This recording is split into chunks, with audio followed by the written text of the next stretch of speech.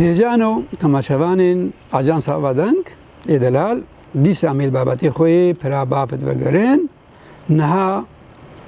وەکە ئەمزانن چ تشتە هەیدی کوردستانێدا شونوارێ دیرۆکی بناڕنیگاری بێ چ بێ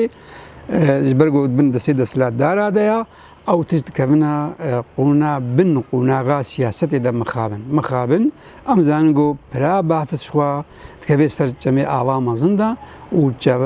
cemê ava mezin li wî alî pirê belkî hineka ji wezîtî li wî alî dimeşî ber got pir cem dihanekî teng bû û pir maye li wî alî wextê pir maye li wî alî miletê Rojava yê got em Cezîrê ve bi Rojava vegirêdayî bi Sûrî vegirêdayî ew bêhtir sûdê jê digirin ji wê pirê jî ji arda wê jî em çîne seyrankê wêne em wê dibînin wekîtirkê arda dorayê miletê me bavkê me heta îro dora arda wê ji xwe re diçandin sûde jê digirtin û em zanin got rejîma Tirk her tim her çend salekî sînorê xwe vediguhazê ber Rojava de tê bi aliyê bakur ve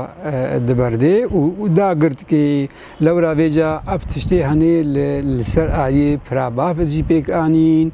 çendî cara xwez got pira bafir dagir bike û xwez got çi jî bike cemê ava mezin ê got wî alî re çê di wî alî re herê di aliyê vir herê diqine pir bikeve aliyê wana da ev kiryarî hakirin ji xwe ev tişta henê henekî bertikek redfe'leka saziya jî melet jî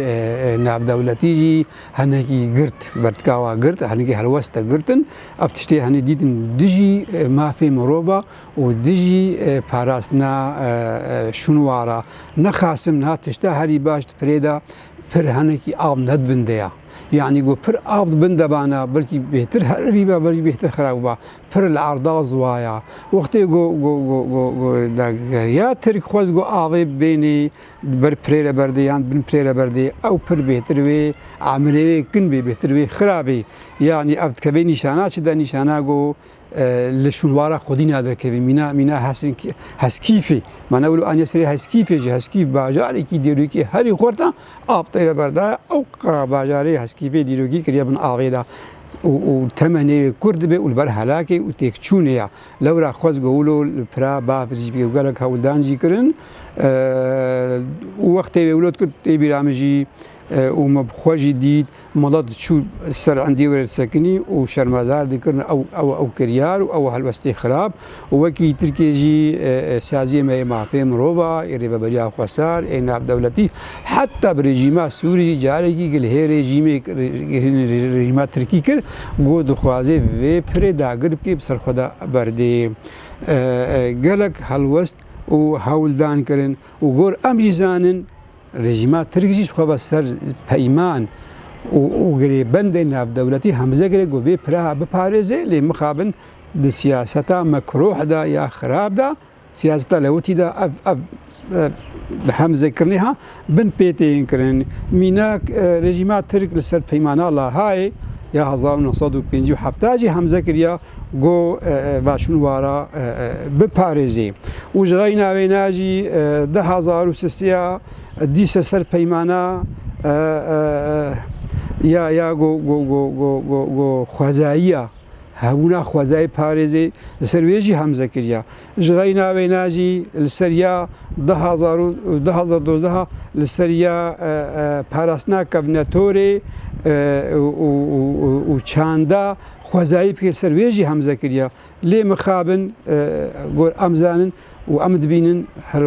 demekê helwestekê distênê got vê pira zirarê bigihîne da û ev pira bafir jî ketiye dîrokê de yani ji hêvîna nayê guhatin hetiya ketiye peymanê navdewletî de jî mînak ketiya peymana sêvir de belkî we sêvir bîst ya 1920 peyman sêvir de em zanin got sê xal xêra Kurda hebûn sînorê bakurê sînorê Kurdistanê digiha heta aliyê bakur digiha pira baf tê û ji xeyna wilo jî ew peymanê weke Sykes-Picot weka wayê ewa jî behsa pira bafit kiriye yanî pira bafit ketiya dîrokê de jî û we belge û rûniştê jî yani vê ew pir werê parastin lê mixabin me got siyaset mekruha heta şûnwara dê berxwe heta çandê heta bawiya dê berxwe lê weke niha هەنێکی ئارامی کەتیە پرابافتدا یعنی ڕێژیما ترک وەکە کومانجی گوتی لنگێ خۆ کشان دیە بەرخوا پرابافت هێرجی خۆیە ئاو نەهاتێ بیئالی لێوۆلۆژی مڵەت هێت ترسا خوا دەیە نیکاری خۆشک سەرداناوی بکەی بەرگو ئەمزانن پرابافت جهەکی خۆزاییە سەیرانگەها گەشت و گوزاریە مەڵەت ژێکی خۆشە سەرانسەری ڕۆژاوای کوردستان و حتا سەرانسەری سووری چنە سەرداناوینە سەیرانکاوینە وەکە ئەمزانن گۆ حتا خەوگەهەکژی و خواردنگەهەکی سەرە ئاوا بووە مڵەت خۆڵەت چێ کێفخۆشیە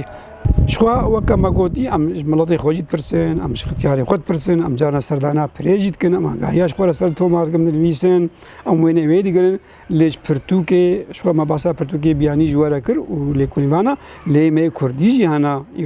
دیرۆکامەژی زەنگین بووە پرتوخانەمە کوردی زەنگین بووە گەلەکە مڵەتێمێ کورجی و نویسکارێ مەیستەر نویساندیە میناک جوانە مەگۆ مامۆستا هێژا عەبدولڕەقیب یوسف و وەکی ترکێ مامۆستا بەهەجەت ئەحمەد وەختێ گۆسەر دیرۆکا دێریکە نویساندی و هەرێماوێ خستیە پرتوکا خۆ دەژی و شخوا لەوان کاردەوە خیسەر هەرێما گرکێ لەگێ و چەلاغا و تلکۆ و جەر و دێریکە نویسان ئەوێژی خستیە پرتوکێدا و تایبەت بابەتەکەیە سەر پرابافت یا مامۆستا هۆزان ئەحمەد دێرشەوی ئەویژی سەرنویساندیە جانۆ ما ئەم بابەتەیە ئیرۆ بژارد و ئەم سەر ئاخفین بەرخاتی ئەم چاندا خۆ ساغ بکەن و ئەم هەفتوو بنە ناسکردن ئەم سپاسیەوە گۆداریاوەتکەین و سپاسیا ئاژانساوە دەنکەن